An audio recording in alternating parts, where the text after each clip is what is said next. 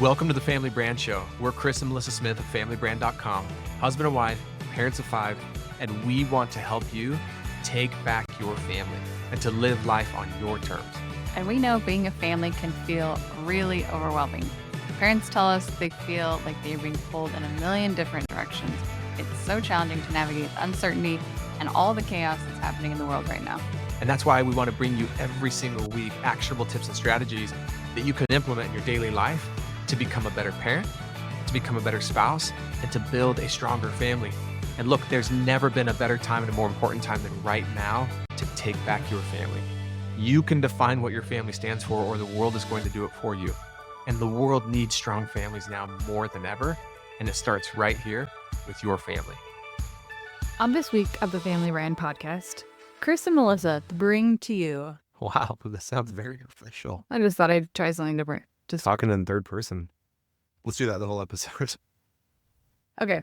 We'll just jump right in. We wanted to record something that I don't feel like we've really talked about on the podcast that much, especially not like a whole episode about it. So what we're going to talk about today is the Smith family finances, like a state of the union, Smith family finances.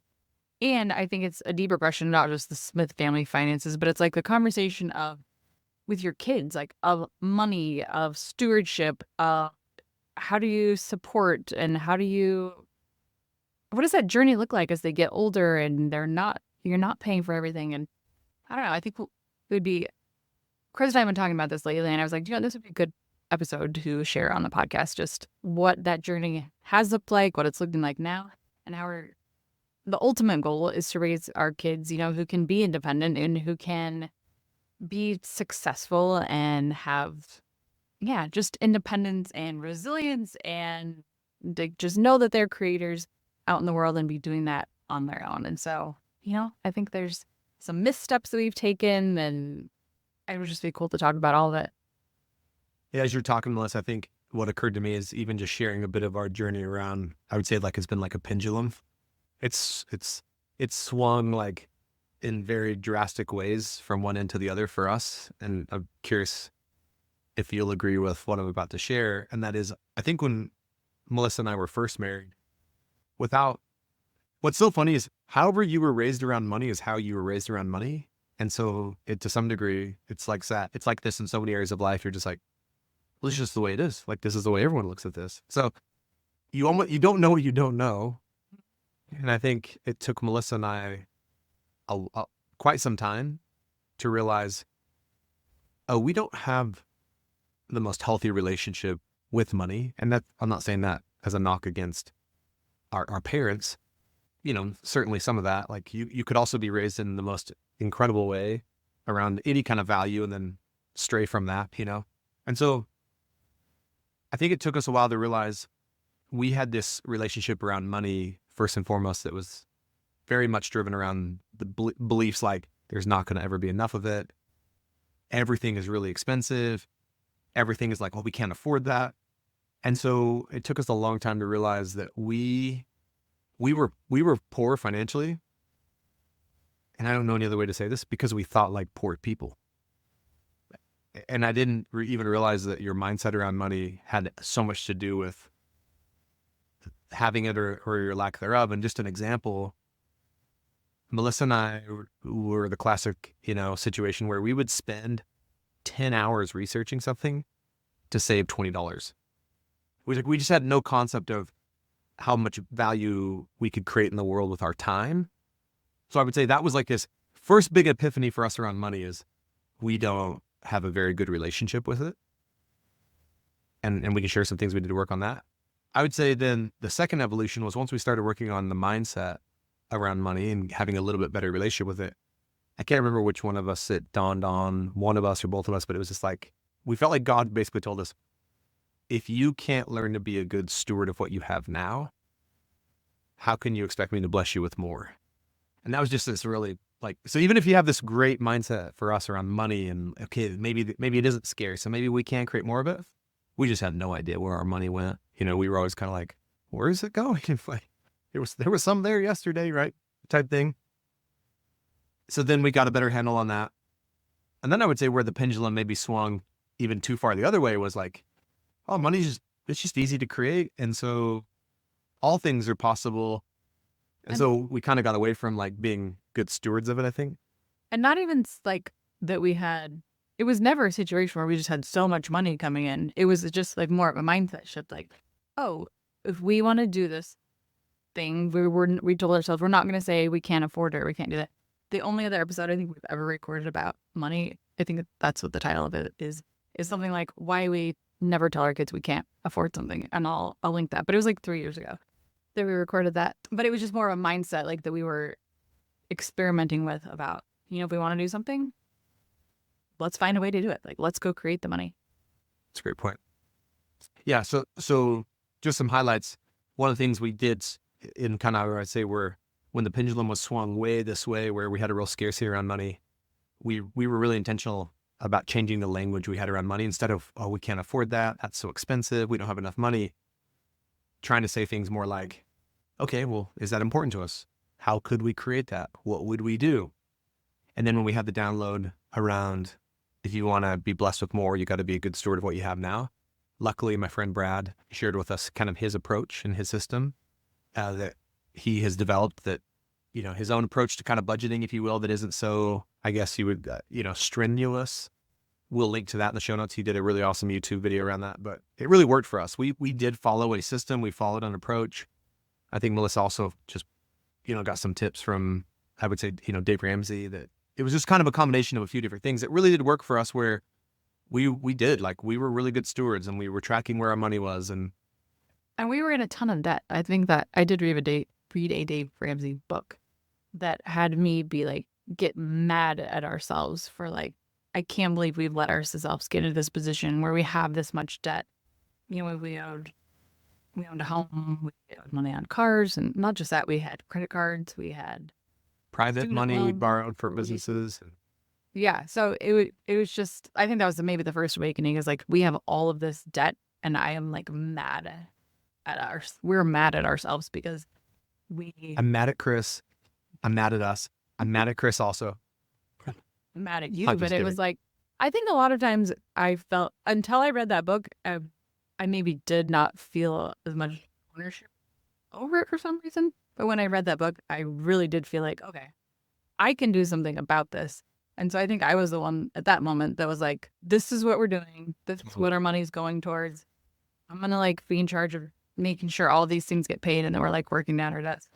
So I think that's a huge thing that we took from Dave Ramsey, is a system to get out of debt. Yeah. So yeah, that's a really great point. So it was maybe working on the relationship we had around money, being better stewards of the money that we had and how to account for where it was going, which a huge part of where it was going for us was paying off debt.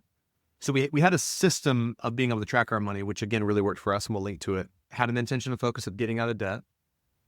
And I would say, though, it was really easy for us at times, if we weren't careful, in an effort to get out of debt and in an effort to have somewhat of a budget, if you're not careful, you'll slip back into kind of like scarcity and miser mode if you're not. Like, and we'd have to catch ourselves. We would start to be so intentional about where our money was going and so intentional about paying off debt that we found ourselves having phrases like, oh, well, we can't afford that, or we can't do that. Or so it's kind of this balance of, let's be really intentional about paying off debt. Let's be really intentional about where our money's going, but let's also be equally intentional about staying in abundance and creation and possibility around money.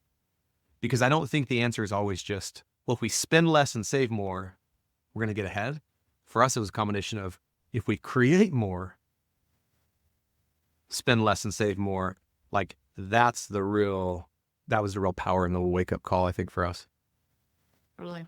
And so this year, where we landed, well, I had a conversation with our 17-year-old recently, and he's been loving thrifting lately. And he'll go and, I mean, thrifting is affordable, so it's not like he's spending a lot of money, but he was going often and buying, he'd come home with a shirt or some pants or something. And I just had a conversation with him about when he was playing soccer at the time. So he didn't have a job where he was having regular income. And so I had just asked him, like, I talked about the idea of, maybe you could set a budget for your thrifting or for your clothes every month. And he kind of looked at me like, what's a budget? And I was like, oh no, we failed them. But it really did have me wake up to see like, okay, a lot of these things that Chris and I are doing behind the scenes, we've not translated them to our kids. And if you are doing that, like, great job. You're doing amazing. But I realized, okay, we could give them a better, what's the phrase, peek behind the curtain of what it takes to run a household and what it takes, like what a budget looks like and how to manage your money better. I feel like that's something that we have not done the best job at, is now transferring that to our kids. And so that's a big focus of ours this year, is kids and finances, and allowing them to be good stewards of their money, to know where their money is going, but also like helping them create money and create value. Yeah, it's really funny in you saying this. So one rule we have had for a while that we adopted from some friends that has really served us is we pay for everything you want and half of what you need. So that's not like budgeting, for example, but that one simple thing has been really useful for even our kids to be like, okay, if I have to pay for half of it, do I really want it? Especially for our little kids. Like if we're at the store and if your kids are anything like mine, it's always like, can I have this? What about this? Mom, can we buy this? Every time you go to the store, multiple times. Because just that one thing, like, well, did you bring your money? And if they did, like, yes, I'll be happy to pay for half. I think it eliminates 85% of those things that they think that they need and have to have. Totally. And what's cool about this too is I think it's really interesting how different each of our kids are around money, just naturally. Like we have some kids who are like, oh, it's mom and dad's money. I don't care. Like spend it all. Like, and I could even see them anytime they get money, just they can't hang on to it. And then we have some kids in our family who they'll literally like call other siblings out while we're out to dinner. Like, you can't order that. That's mom and dad's money, you know? And they're like, get the lobster. yeah, they're very like, and so I think it's an opportunity if you have a child who's more naturally abundant around money to not maybe squash that in them and make them like, oh, you're just willing to spend money all the time. You're so irresponsible. But maybe it's to help them see, hey, it's great to have money. It's great to create money and spend it. And here's the power of being a good steward. Because we also have some children that I worry about sometimes that like, they're going to fall more, if they're not careful, more into like the miser, like I just focus on every penny I have and I never let any, and they don't put any energy or they put very little energy into like creating more. So I think that's been a fun conversation to have in our family as well, is how can we have a good relationship around money, that it doesn't have to dominate our lives. It doesn't have to always be scarce. It doesn't have to cause so much stress and anxiety. So like, A, how can we just improve the relationship we have around money? B, how can we be good stewards of what we have? And C, how do we put an emphasis and a focus on how do we create more of it? Because you want to have it. And I would say coupled with that last one, of how do we create more of it, is really trying to teach our kids this idea that money is a function of value, meaning the money you receive, the money you can make. That was a lesson that took me too long to realize, even as an entrepreneur. It was like, oh, Chris, if you want to make more money, you've got to figure out a way to create more value out in the world for other people. So even if I'm being employed by someone and it's like, well, I want to make more money here. It's like, well, figure out a way to create more value. Because there's been times in my life where I'm like, well, I want to make more money. And the universe is kind of like telling me, well, what are you doing to create more value for more people? It's like, well, nothing. I want to do exactly what I'm doing right now. And I just want to make more money. And it's like, yeah, it doesn't work like that for anyone, whether you're a business owner or an employee and so I just think it's such a fun and such a useful conversation. And Melissa's been amazing and bought each of our kids a green light. Yeah, they're cards. called green light. And they've been around for forever. I just don't know why I've never jumped on the bandwagon. I guess I didn't necessarily see the need. But already we've had them. I got them for the kids for Christmas. Already it's been so convenient, and they feel even our oldest, well, not our oldest has their own debit card already, but for all four of our other kids who are 15, almost 13, 10, and 8, all of them like feel really cool that they now have debit cards. And I love it because there's an app and I can see exactly how much is on their debit card. And, if they do jobs around the house, I can just move money onto their debit card. And we're not like dealing in cash as much, which especially my kids who are traveling like for sports, a lot of times they'll be leaving in the morning and we live far away. So sometimes they have to travel and eat food on the road. And sometimes they just didn't have cash, and it's been so convenient. really convenient, and they don't have to carry cash. They just have their debit card and really easy. Okay, Melissa, I'm going to ask you a question. Like every couple, we've had quite the journey in the history around money and finances, and at times really not having any of it, other times having some of it. I'm curious if you had to say, okay, you can put more energy on the creation of more money, or you could put more energy on the keeping of the money you have. Not that it has to be 100% one or the other, but like one Like, of them's where going do to be I fall? weighted more heavily. Not where do you fall? What do you think is most useful to teach kids? I like what you said earlier that I think, okay, my first answer would be probably creation. How do you create more of it? And I do think our kids are so different. Like when you were saying earlier about how one of our kids, he has money, but he doesn't even let himself enjoy it. And I'm like, for him, I think the biggest lesson for him would be like, how do you use your money in a way that like really serves you and really like allows you to enjoy life? And he's often like, well, if I spend it, I won't have it. So we're trying to, but no, you create more of it. Yeah, so I would definitely say the creation, but each of our kids are so different too. Like our another one of our kids, he creates money abundantly. He's 9, but he can create money. Some money magnet. He's a money magnet. And so I'm like, he doesn't need as much emphasis on the creation of it. He just like intuitively and innately like gets it. Like, I'll go sell pecans, I'll go sell hats, I'll go sell t-shirts, I'll go door to door. He's done all of that. I'll set up a roadside stand, I'll sell lemonade. He just gets that creation. We wouldn't have to talk to him about that as much. And he's actually a pretty good steward of it when he gets it. So for him, it might be, okay, you're pretty talented at creating it. So far, you've been pretty talented at keeping it. But how do you maybe have your money like work for you? Like, how do you invest it? And or maybe for him even And enjoy it. saving, and yeah. I do think though, most of that, this is just a personal opinion and belief from my personal experience and having, had the chance to work with lots of different entrepreneurs and people in the world through my consulting business and coaching. I do think I don't want to say too much, but like, I think there's more emphasis put on the keeping it and the saving it and the not doing anything foolish with it than there is on the figure out how to add more value out in the world and create it. And interestingly enough, kind of like anything, whatever you look for is what you tend to find, and whatever you put energy behind, you create more of. And I think most people like us for the longest time, when it comes to money, they put almost all of their energy and attention into like not losing it and stressing about it and what doesn't work around it, which just inevitably, sadly, creates more of that. And if we could put more energy into like, what do I want from money? What do I want from life? I just think energetically, there's just such a pull in society. There's such a emphasis like towards it's just such a source of stress and angst and not enough, that I think that's one of the biggest challenges around it. And we've certainly fallen victim to that, because I think you can teach the principles of like budgeting and how to pay off debt and how to invest your money and how to like, but if someone fundamentally at their core has a really limited negative relationship with money, I think all the rest of that's going to be really hard.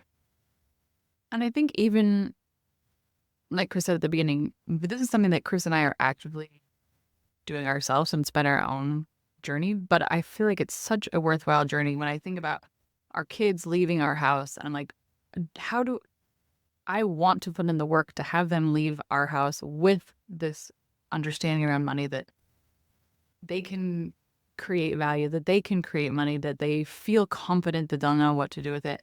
I don't want them leaving feeling like money is scarce. There's never enough. Like, even if that were our reality, I wouldn't want them to have that like core belief around money.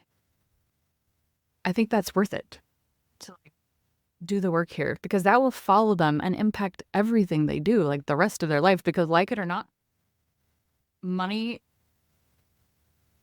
you have to have money to live. and people work to get money to do the things that they want to do. And so it's tied to like them the rest of their life. Money is and making money. So this is something that we really want to focus on this year. But I think one interesting thing is I founded this journal recently when we were moving, and in the journal, it was like such a blast from the past and not always in a good way. But I was like reading excerpts to Chris on this road trip that we had, and I was like crying and I was bawling. And did you think I was such a wild journey? Yeah. I was so weird. It was crazy to revisit some of those. Yeah. Okay, but in this journal entry, this one in particular, probably from 2011, I talk about how we didn't have money at that time. I was working as a nurse a few days maybe like once a week actually. And I wrote in my journal, like, I'm so grateful that I have this nursing job because lately my income has been the difference between us making ends meet and buying groceries every week. And I was so grateful for that job and the ability that I had to go make money. And I still am grateful for it, even looking back. And the other thing I said though was we are financially worse off at that moment than we had ever been. But I said, but the cool thing about it is Chris and I have grown closer. And this was, keep in mind, this is like right after we've been separated, right after we've like really been going some hard times like in our relationship. But I talk about in my journal how us being so low financially really required us to come together. And we like all we had was each other, and we had to work this out together, not just like our relationship, but like facing our finances, and us being like having to work that out and being so low, like not making ends.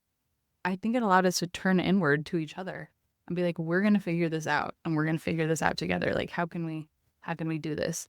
And I think that was actually a blessing for us to be able to do that. And that because we weren't necessarily our relationship wasn't in a great place, but that actually had us come together. But I could see it could have had us even turning away from each other more. But yeah, I don't think as you share that story, I don't think it was the fact that we got so low financially. The magic was created from that. I think it was we got really, really, really in a tough spot financially, and then together we decided, okay, no more. Like we're going to do something about this. And that's been a reoccurring theme in almost every meaningful thing Melissa and I have ever done. It's because we came together and we decided together. And you've heard me talk about the difference between a decision and deciding. Decide has CIDE, like Latin, side means to kill off. So when you decide, it's like, okay, we are doing this. And that's like even how we saved our marriage. Like we came together one night and we're like, okay. And it didn't happen just in one night, but we decided we're all in and we're going to do this together. And we've done that together around like going after a goal, building businesses, health goals. But for this time, it was around finances. Okay, we are deciding because we could have easily just hit rock bottom, still been happy or growing closer together, but like not changing anything. So I think it really does require like to decide and commit. I guess that would be my challenge to all of you out of this is to decide in some way, like what can you do to be more intentional around money and around your finances.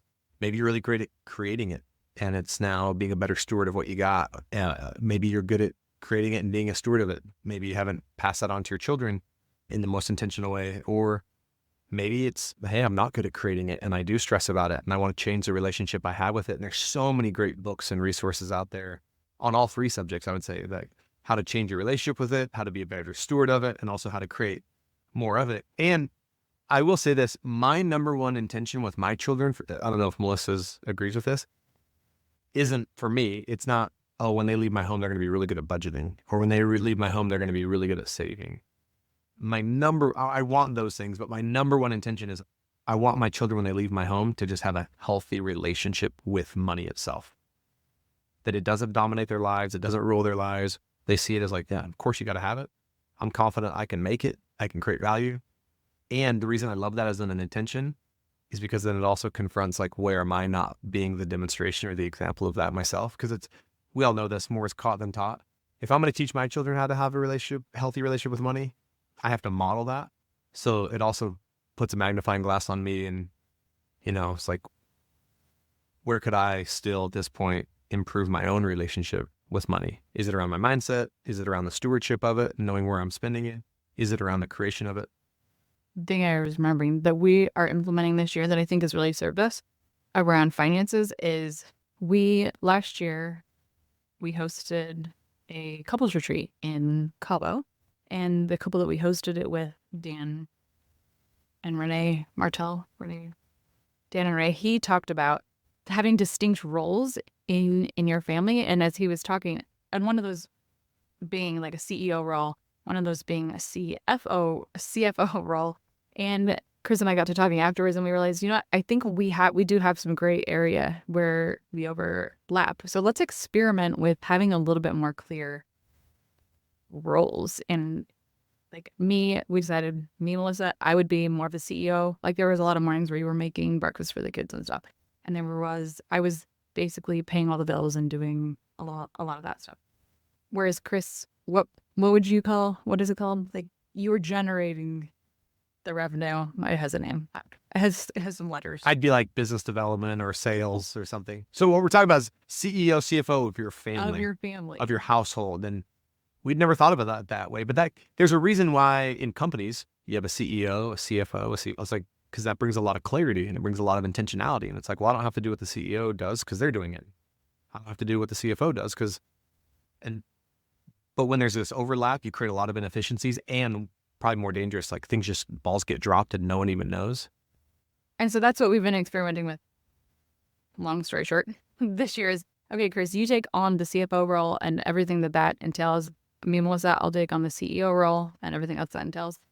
And that's just because that's how we decided. It could be Chris could have taken the other role and I could have taken the other role. But I feel like there was a time where we each kind of owned pieces of both. And I do feel like neither one of us really had full ownership of it. And so things did fall on the cracks and we kind of got like pushed, like you do it. No, you do it. Like, and we just didn't really have ownership over it. And so that really has been useful for us this year as well. And I want to acknowledge Chris. He has been crushing his CFO role. Like when it comes to taxes and when it comes to, there's just been some other financial things we've had to be figuring out this year. Chris has been crushing and like really owning that role. And it has taken, I feel like it's been really working because I know that Chris is going to have that handled. And hopefully he feels the same about me and how I'm handling the house and running the house. But that's really been working for us, is having that really clear division of responsibility between the two of us. Yeah, no, I agree. Thank you for the acknowledgement. Yeah, and I think you've been crushing as well as a CEO. And I will say, it wasn't just like you be the CEO, I'll be the CFO. Like there was some authentic conversations that were required because part of that is like, okay, well, what does a CEO do? What does a CFO do? Well, what happens when I just don't feel like being the CFO and I just want to complain to you about it? And it was like, well, sorry, like, you can complain, but like you are the CFO, just like you would be in a company, or like same with Melissa. Melissa's like, well, what if there's a day where I just don't? And so it brought a lot of clarity, but it also brought a lot of accountability and a lot of ownership. And it had us have some authentic conversations where I think in the past, because there's that lack of clarity, it was also easy to like judge each other, point fingers at each other, keep score. It's like, well, why didn't you do that? Why didn't you do that? It's like, it's eliminated most of that because it's like, well, either I'm doing what I said I was going to do as CFO of the family and the household, or I'm not. And I have to take 100% responsibility for that. And same with Melissa's CEO. And it doesn't work perfectly, but man, it has really worked and it's working. It's brought a lot of clarity. I think we could probably do an entire podcast episode on just that. But yeah, that's been here's I guess another way of saying it. If you have a really critical, important function of a business or family, if no one owns it, then it's just like basically left to chance. And I think that's what we were doing without realizing it in a lot of important areas. I agree. And it doesn't mean that I won't ask Chris for any support. And I like just a couple weeks ago, I kind of put the budget together for the month. So where I feel like we're still supporting each other, but there's definitely ownership. It's not like, no, I'm not helping you. You can figure it out. Yeah. If Melissa ever asked me to make breakfast one morning, I'm like, CEO's job. Sorry. Turn it. Okay. So in conclusion, I love as you know, leaving these episodes with like actionable takeaways. And we've talked about a lot today. So I would say, in a nutshell, an actual actionable takeaways, how, if you were to ask your kids, what would they say their relationship is with money? Or if you were just to observe your kids, what would you say their relationship is around money? And how can you improve that this year? Whether that's more creation, or whether that's like maybe it's more tactical, like budgeting and saving. But whatever it is, how can you set your kids and yourself, your family, up for more success this year financially? Thanks for hanging out with us today on the Family Brand Podcast. But wait, before you go, I want to give you something. It's something I stole out of our Family Brand Academy because I thought it would make a big difference for you, and I want you to have it for free, no strings attached. It's how we run our family meetings, and not just our family meetings that we have every week, but also our family check-ins, which is this system we've developed for how to connect with our kids and each other, Chris and I, every single week. And we've had some great outcomes with this. Not only have we, but a lot of families that have implemented this have as well. Actually, life-changing outcomes, if I'm being honest. You'll definitely want to get this. Go get your copy at familybrand.com/meeting, and we will catch you next time.